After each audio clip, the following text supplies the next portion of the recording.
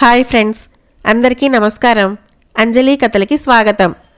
అఖండ జాతకుడు 4వ భాగం చివరి భాగం విందాం. ప్రతాప్ స్నానం చేసి వచ్చాడు. అక్కడ మంజీర కనిపించలేదు. పక్క గదిలోకి వెళ్ళాడు. మంజీర అక్కడ బంధించబడి ఉంది. ఇదేమిటి? ఎర్రనమలి నీ దగ్గర ఉంది కదా? మంజీర అంది. నేను నీకిచ్చి స్నానానికి పోయాను కదా, పెళ్లి చేసుకొని వెళదామన్నావుగా. నేను పెళ్లి చేసుకోమంటమేమిటి? మీకు మతిపోయింది. ప్రతాపు కంగారు పడ్డాడు. ఎర్రనమలి చెయ్యి జారిపోయిందా? అదే జరిగితే ఇక తమ శ్రమ వ్యర్థం.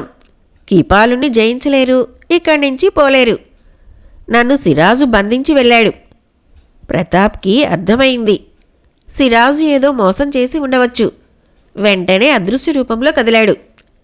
సిరాజు మారుమూల గదిలో కీపాలుని మొండాన్ని తలని దగ్గరగా పెట్టాడు. కిరణ్, స్వరూపు, రాణా అక్కడ నిలబడి చూస్తున్నారు. సిరాజు ఎర్రనమల్ని పట్టుకొని మంత్రాలు చదువుతున్నాడు.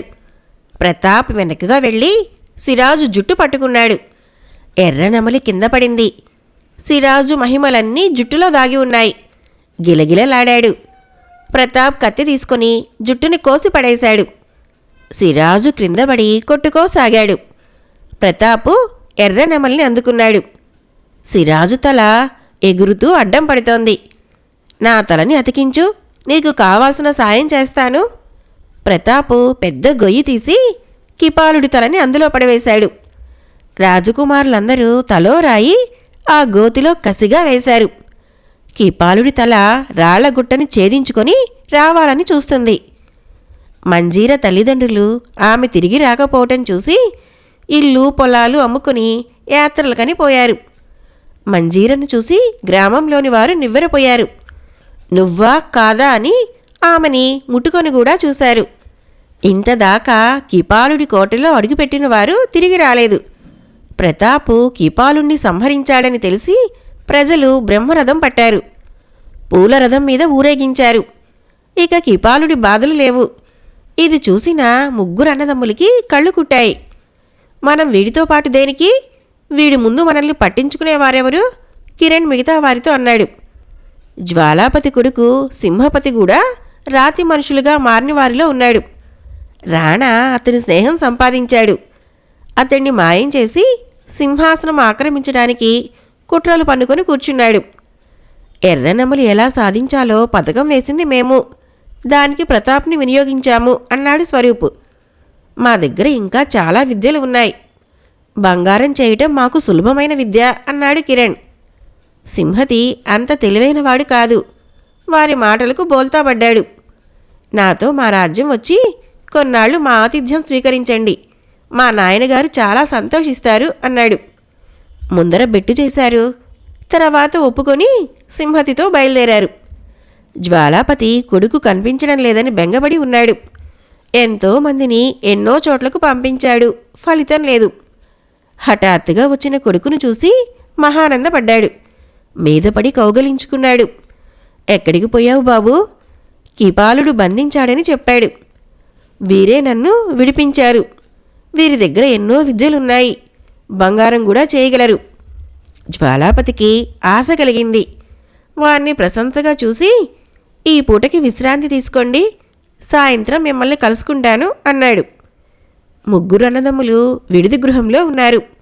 కడుపు నిండా తిన్నారు, మద్యం పుచ్చుకున్నారు. రాజభోగాలు ఎరగరేమో, వారికి అన్నీ వింతగా విడ్డూరంగా ఉన్నాయి.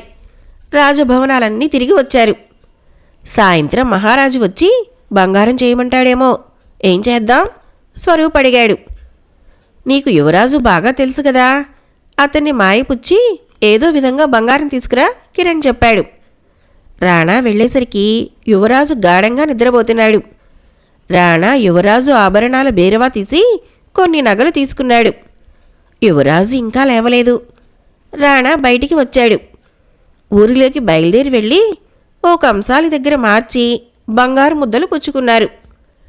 సాయంత్రం మహారాజు, యువరాజు, మహామంత్రి అచ్చయసేనుడు వారి విడిదిలోకి వచ్చారు. కిరణ్ పెద్ద శాల్వా కప్పుకొని ఎదురుగా ఆంజనేయ విగ్రహం పెట్టుకుని ఊగిపోతున్నాడు. స్వరూపు, రాణా అతనికి చెరుకు పక్కా కూర్చొని ఉన్నారు. చిన్న రాయి ఇవ్వండి, రాణా అడిగాడు. జ్వాలాపతి భటుడి చేత రాయి తెప్పించి ఇచ్చాడు. కిరణ్ అందుకొని ఎదురుగా ఉన్న బోర్లించిన డబ్బా కింద పెట్టాడు. మీరేం పెట్టారో మీరే చూడండి అన్నాడు కిరణ్. మహారాజు, యువరాజు, మంత్రి డబ్బా కొద్దిగా తీసి చూశారు. రాయి ఉంది. వారి తర్వాత స్వరూపు, రాణా కూడా చూసి రాయే ఉందని చెప్పారు. కిరణ్ డబ్బా మీద కత్తితో కొట్టి, ఇప్పుడు చూడండి మహారాజా అన్నాడు. మహారాజు చూసేసరికి బంగారు ముద్ద. యువరాజు, మహామంత్రి కూడా చూశారు. ఆశ్చర్యపోయారు. రాణా తెలివిగా తానే రాయి తొలగించి బంగారు ముద్ద పెట్టాడు. శభాష్, మీరు మామూలు మనుషులు కాదు, దైవాంశ గలవారు మహారాజు ప్రస్తుతించాడు. జ్వాలాపతి ఆ రాత్రి ముగ్గురు సోదరులకి తన భవనంలో విందు చేశాడు. విందు అయ్యాక కిరణ్, మహారాజా ఇక మాకు సెలవిప్పించండి, ఉదయమే బయలుదేరి కాశీరాజ్యం వెళుతున్నాము అన్నాడు. అప్పుడే ఇక్కడ మీకు సౌకర్యంగా లేదా? జ్వాలాపతికి వారిని వదులుకోవాలని లేదు. కాశీరాజుకి పున్నమి నాడు 50 మణుగుల బంగారం తయారు చేసిస్తామని మాట ఇచ్చాం. 50 మణుగులు! జ్వాలాపతి అదిరిపడ్డాడు. నా మీద కూడా మీరు దయ ఉంచాలి. అన్నయ్య, సింహతి మనకి కావాల్సినవాడు. ముందర ఈ మహారాజు గారికి 50 మణుగులు తయారు చేసి ఇచ్చి కాశీరాజ్యం వెళదాం అన్నాడు రాణా. అలా చెయ్యండి, జ్వాలాపతి బ్రతిమలాడాడు. కిరణ్ బలవంతంగా అంగీకరించాడు. పున్నమి వెళ్లేదాకా వ్రతంలో కూర్చోవాలి. ఇది ఎవరితోనూ చెప్పకూడదు. యువరాజు కూడా కూర్చుంటే మరో 50 మణుగులు వస్తుంది. జ్వాలాపతి ఇంకా ఆనందంగా, ఇద్దరం కూర్చుంటాం అన్నాడు. పున్నమి వెళ్లేదాకా మీరు దీక్ష నుంచి లేవకూడదు, ఎవరితోనూ మాట్లాడకూడదు, ఎవరికీ కనిపించకూడదు. చాలా కష్టం. రాజ్య కలాపాలు ఎవరు చూస్తారు మీకు? అచ్చయ్యసేనుల వారు ఉన్నారు కదా, ఆయన సమర్థంగా నిర్వహించగలరు. నేను జోక్యం చేసుకోనక్కర్లేదు. కిరణ్ దీర్ఘంగా ఆలోచించి, ఆ వ్యక్తిని మేము విశ్వసించలేకపోతున్నాము. అతడు మేకవన్నె పులి. అతడి వల్ల నీ సింహాసనానికి ముప్పు వాటిల్లగలదు అన్నాడు. జ్వాలాపతి ఆందోళన చెందాడు. నిజమా మహాత్మా? నీ అన్నగారి బంటు అతడు. సమయం కోసం చూస్తున్నాడు. సోమరాయులు భార్య చనిపోలేదు. మహారాజు ముఖం మరింత మలినమైంది. రాజా, ఆందోళన పడకు. నేను ఉండగా ఇబ్బంది లేదు. బంగారం ఇచ్చాక శత్రు సంహారం జరిపే మార్గం చెబుతాను. నువ్వు చక్రవర్తి అవుతావు, ఇది తథ్యం. కిరణ్ నమ్మకంగా చెప్పాడు. మీ ఆశీర్వాదం కావాలి. తప్పకుండా. ఈ 20 రోజులు రాణా రాజముద్రిక సాయంతో రాజప్రతినిధిగా వ్యవహరిస్తాడు. సముద్ర తీరంలో ఆశ్రమం వేయించు. రేపు మీరు, యువరాజు, స్వరూపు, నేను వెళతాం. ఇది ఎవరికీ ఎంతమాత్రం తెలియకూడదు. జ్వాలాపతి అంగీకరించాడు. ముగ్గురు తమ బసకి వచ్చారు. సింహాసనం సులువుగా చిక్కిపోతోంది. ముగ్గురు భవిష్యత్తు గురించి సమీక్షించుకుంటున్నారు. 4 రోజులు పోయాక సైనికుల్ని పంపి జ్వాలాపతిని, కొడుకుని చంపించు. ఇక మనమే మహారాజులం, కిరణ్ చెప్పాడు. రాణా అంగీకరించాడు. మర్నాడు రహస్యంగా వారి ప్రయాణం ఏర్పాటైంది. మహారాజు ప్రయాణం గురించి అచ్చయ్యసేనుడికి కూడా తెలియనీయలేదు. రాణాకి అధికారం చేతిలోకి రావటంతో నిషా ఎక్కిపోయింది. ఆ అధికారం శాశ్వతంగా ఉండాలి. 4 రోజులు పోతే కిరణ్, స్వరూపు తనకి వాటాదారులైతారు. కిరణ్ పెద్దవాడు గనుక మహారాజు అవుతాడు. అలా జరగకూడదు. తనే మహారాజు కావాలి. రాణాకి దుర్బుద్ధి పుట్టింది, దురాశ కలిగింది. సేనాధిపతిని పిలిచి, సముద్ర తీరంలో 4 సన్యాసి వేషాల్లో పూజలు చేస్తూ కనిపిస్తారు. వారి వల్ల రాజ్యానికి ప్రమాదం. అందుచేత వారిని సంహరించి తలలు తీసుకొనిరా రాజముద్రిక చూపించాడు. సేనాధిపతి అది రాజాజ్ఞ అయి ఉంటుందని సైనికులతో ఓ రాత్రి సముద్ర తీరంలోని ఆశ్రమంపై పడ్డాడు. తమ్ముడు సైనికుల్ని పంపాడు. స్వరూప్ ఆనందించాడు. ఇక మనమే ప్రభువులం, కిరణ్ గర్వించాడు. సేనాధిపతి, జ్వాలాపతి, సింహతి తలలు తెగనరికేశాడు. కిరణ్, స్వరూప్ తలలు కూడా తెగేశాడు. 4 తలలు తెచ్చి రాణాకి చూపించాడు. నేనే మహారాజుని, రాణా ప్రకటించుకున్నాడు. రాణా సింహాసనం ఎక్కాడు. జ్వాలాపతి పట్ల భక్తిగల వారిని పదవుల నుంచి తొలగించాడు. అచ్చయసేనుడికి రాణా సోమరాయులు కొడుకని తెలిసి సంతోషం ఆగలేదు. కాని రాణా చేసిన పని నచ్చలేదు. ఇది మీ నాయనగారి సింహాసనం నాయనా, వారే అధిష్ఠించాలి.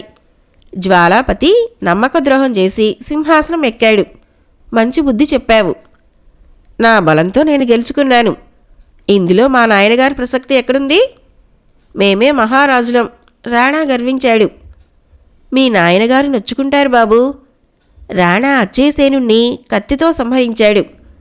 అతడి దృష్టి ప్రతాప్ మీద పడింది. ఎర్రనెమలితో వాణ్ణి పట్టుకోవాలి. వాణ్ణి కూడా సంహరిస్తే తన పదవికి ముప్పు ఉండదు. మంజీర్ని పెళ్లి చేసుకోవచ్చు. ఎర్రనెమలి తగలకపోతే తండ్రి శిలారూపం పోదు. ఆయన అలా శిలారూపంలో ఉంటేనే తనకి లాభం. ప్రతాప్ని గాలిస్తూ బయలుదేరాడు రాణా. మంజీర ఎర్రనెమలితో గుర్రం మీద పయనిస్తూ ప్రతాప్ కనిపించాడు. రాణా సంతోషంగా కౌగలించుకున్నాడు. మీరు ముగ్గురు ఏమయ్యారోనని కంగారు పడ్డాను. నువ్వు ఎర్రనెమల్ని సాధించావు. మేము రాజ్యాన్ని స్వాధీనం చేసుకున్నాము. స్వరూపు, కిరణ్ జ్వాలాపతి వ్యూహంలో చిక్కుకొని మరణించారు. నేను ఘోరంగా పోరాడి సింహాసనం చిక్కించుకున్నాను. స్వరూపు, కిరణ్ చనిపోయారని తెలిసి ప్రతాప్ విచారించాడు. విశ్రాంతి తీసుకొని సాయంత్రం అడవికి వెళ్దాం. ఈ సింహాసనం నీది. ఎందుకంటే నువ్వు నాకంటే వీరుడివి. నాయనగారితో కూడా సంప్రదించి నీ పట్టాభిషేకం ఏర్పాటు చేస్తాను. రాణా ఎంతో ప్రేమగా చెప్పాడు.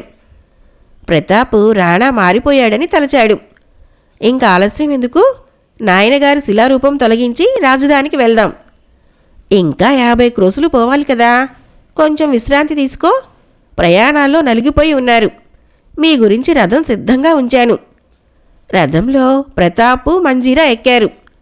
రథం బయలుదేరిన కాసేపటికి చక్రం తొలగిపోయింది. అది పర్వతం పైన దారి. పక్కనే లోయ. రథం తలక్రిందులైపోయింది. ప్రతాపు, మంజీరా చెట్టు కొమ్మ అందుకొని తప్పించుకున్నారు. అరే, ఎంత పని జరిగింది!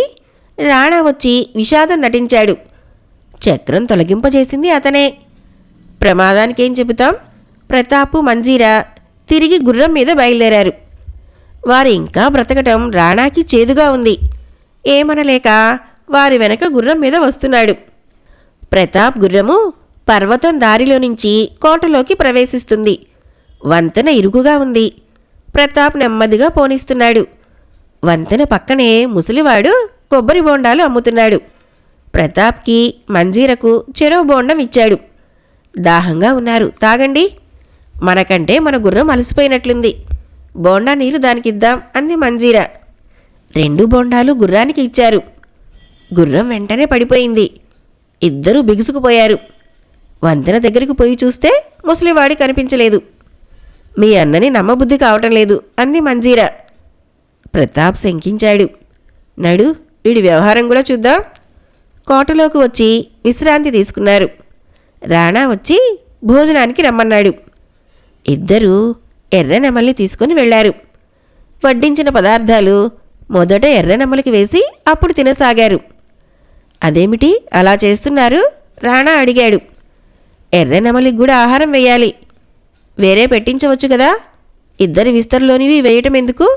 మేమేదో విషం కలిపినట్లు రాణా కఠినంగా అన్నాడు. ప్రతాప్ అన్నాడు, మేము మామూలుగా చేసిన దానికి భయపడతావెందుకు? రాణా మాట్లాడలేదు. తన ఎత్తు తెలిసిపోయిందేమోనని భయంగా ఉంది. తెలిసిందని కాసేపు, తెలియలేదని కాసేపు అనుకుంటున్నాడు. ఈ ఘర్షణ భరించలేక సాయంత్రం ప్రతాప్ గదికి వచ్చాడు. మంజీర ఒంటరిగా ఉంది. ప్రతాప్ కనిపించలేదు. ప్రతాప్ అదృశ్యంగా ఉన్నాడు. ఎక్కడా వాడు? కోపంగా అడిగాడు. అడవికి పోయి మీ నాన్నగారిని, అమ్మగారిని తీసుకువస్తామన్నారు. ఆ ముసలి పీనుగులు తక్కువయ్యారు. వీడిలా చేస్తాడనే కోట దాటుతుండగా బల్లాలు విసిరే ఏర్పాట్లు చేయించాను. ఈ పాటికి చచ్చి ఉంటాడు. మంజీర ఏడుస్తూ, తమ్ముణ్ణి చంపుతావా అన్నది. సంతోషం ముఖ్యం. అందుకే కిరణ్, స్వరూప్ని నేనే చంపాను. ఇప్పుడు ప్రతాప్. ఇక నా సింహాసనానికి అడ్డులేదు. మంజీర ఏడుపు ఎక్కువ చేసింది. నువ్వేడుస్తావెందుకు? వాడు పోతే పోయాడు. నేను ఉన్నాను కదా. నిన్ను పెళ్లి చేసుకుంటాను. మహారాణిని చేస్తాను. ప్రతాప్ ఆగ్రహము అవధులు దాటింది. కత్తితో రాణా ముందు ప్రత్యక్షమయ్యాడు. నువ్వు ఎక్కడికో పోయావంది? మాటలు తర్వాత. ముందర చెయ్యి కలుపు కత్తితో. నీ దుర్బుద్ధి తెలిసింది. నేను బ్రతకనీయరాదు. నన్ను చంపే మునగాడివా? రాణా చప్పట్లు కొట్టాడు. సైనికులు వచ్చారు. ఇద్దరిని బంధించండి. ప్రతాప్ అదృశ్యమైపోయాడు. రాణా సైనికులు నివ్వెరపోయారు. ఆయన్ని నువ్వేం చేయలేవు. ఆయనకు అనేక మంత్రతంత్ర విద్యలు వచ్చు. కిపాలుణ్ణి సంహరించగానే అవన్నీ ఈయనకి వచ్చాయి అంది మంజీరా. ప్రతాప్ ఆ గదిలో ఉండవచ్చునని తోచింది. రాణా బయటికి వెళ్ళిపోయి సైనికులకు ఏదో పురమాయించాడు. సైనికులు ప్రతాప్ గది చుట్టూ మంటలు వేశారు. మంజీరకి ప్రతాప్కి దిక్కు తోచలేదు. ఎర్ర నమలి వల్ల మంటలేం చేయడం లేదు. పూల తోటలో తిరిగినట్లయింది. ప్రతాప్ బయటికి వచ్చినట్లు మంజీరా రావటంతో గుర్తించాడు. పిరికిపంద, వీరుడివైతే కలిసిపోట్లాడు. రాణా ఎద్దవా చేశాడు. ప్రతాప్ కనిపించాడు. రాణా తన సైన్యంతో ఎదుర్కొన్నాడు. ప్రతాప్ ఊతకోచ కోశాడు. యుద్ధరంగంలో విజృంభించాడు ప్రతాప్. రాణా ఓడిపోయాడు. కానీ అవమానం భరించలేక కత్తితో పొడుచుకుని చనిపోయాడు. ప్రతాపు మంజీరా వెంటనే అరణ్యానికి వెళ్లారు. చంద్రమతి విషాదంగా భర్త శిల ముందు కూర్చొని ఉంది. కుమారుణ్ణి చూడగానే ఆమెలో కోటి దీపాలు వెలిగాయి. వెళ్ళి ఇక్వాలుణ్ణి కూడా తీసుకువచ్చింది. ప్రతాపు ఎర్ర నెమలి రక్తం శిల మీద పోశాడు. అది మంచులా కరిగిపోయింది.